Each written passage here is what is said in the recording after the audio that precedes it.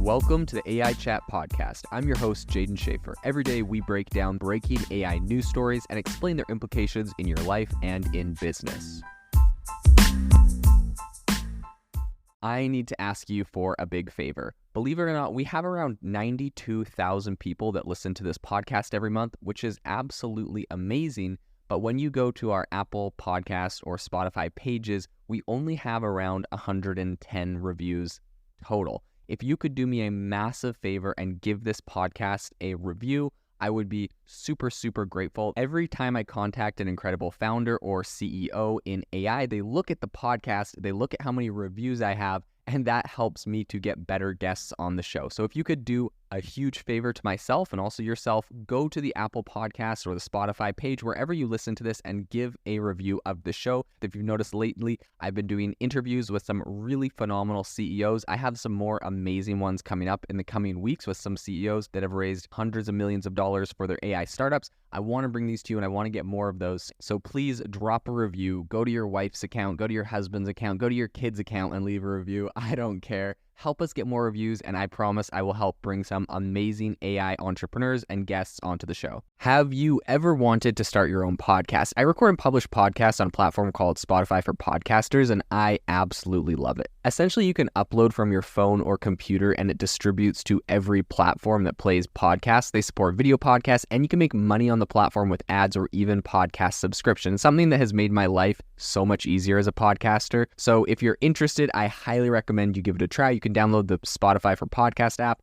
or go to spotify.com/podcasters to get started on your podcast today. GitHub has just announced a big new product that I believe is going to solve an issue a lot of people have had, specifically with GitHub's AI Copilot. So in the past, a lot of people complained when this thing first launched because essentially GitHub's Copilot was trained on, all of the repositories on GitHub, all of the code on GitHub.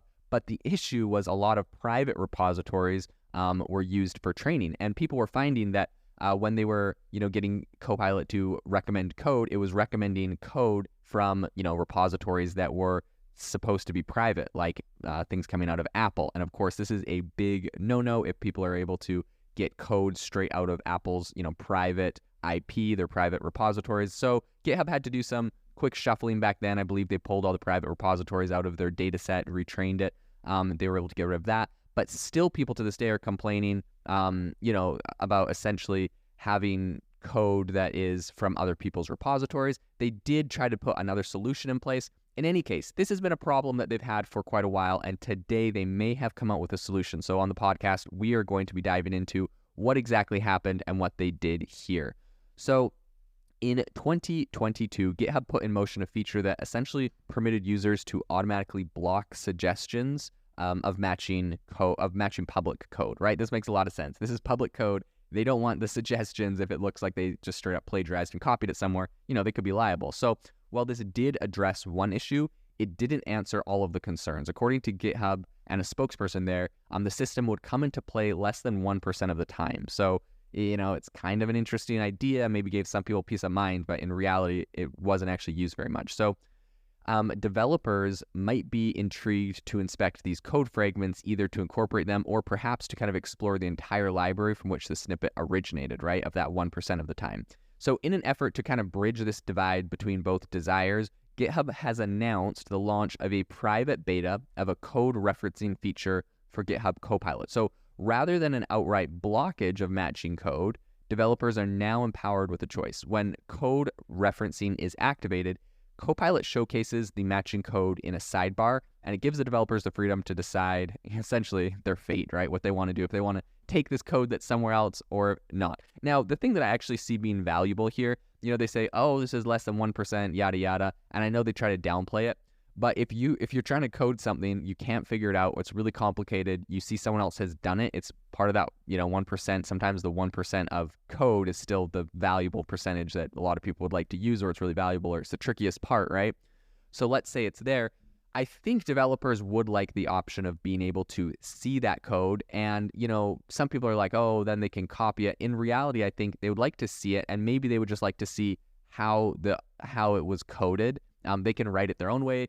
But I think that it's actually a really useful, even if not for anything but educational purposes, I think it's a really useful tool. So this feature is planned to expand to Copilot chat eventually.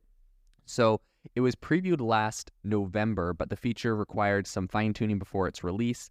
And GitHub CEO Thomas Domke expressed that major players, including Microsoft, GitHub, and most Copilot enterprise customers utilizing the original using the original blocking feature. So, however, he also acknowledged its limitations, stating, quote, "It gives you a little control to decide for yourself whether you actually want to take that code and attribute it back to an open source license. It doesn't actually let you discover that there might be a library that you could use instead of synthesizing code. It prevents you from exploring these libraries and submitting pull requests. You might be reproducing everything that already exists in some open source repo." So Domke highlights that this was particularly relevant to commonplace computer algorithms like sorting. The newly introduced feature will allow developers to reject the code, use it directly if the library allows, or have Copilot reformulate the code. So the current version doesn't actually allow for results filtering by specific licenses,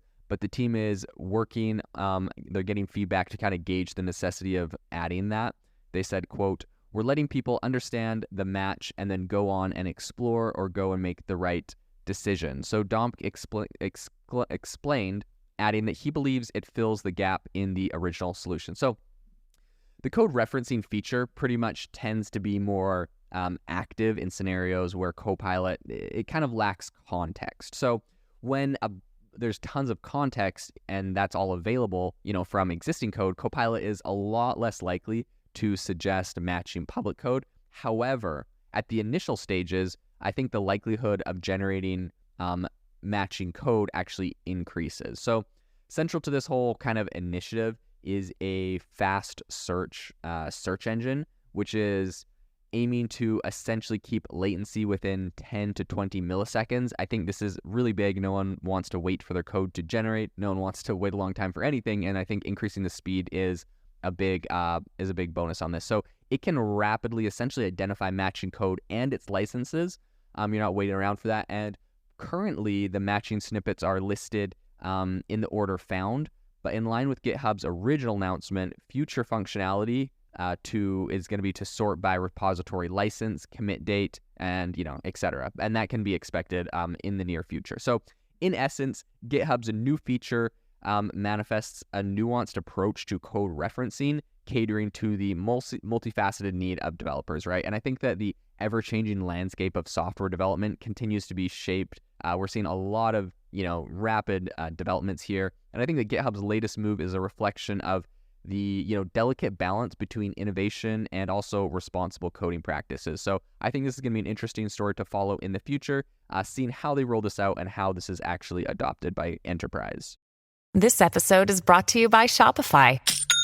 Forget the frustration of picking commerce platforms when you switch your business to Shopify, the global commerce platform that supercharges your selling wherever you sell. With Shopify, you'll harness the same intuitive features, trusted apps, and powerful analytics used by the world's leading brands. Sign up today for your $1 per month trial period at shopify.com/tech, all lowercase. That's shopify.com/tech.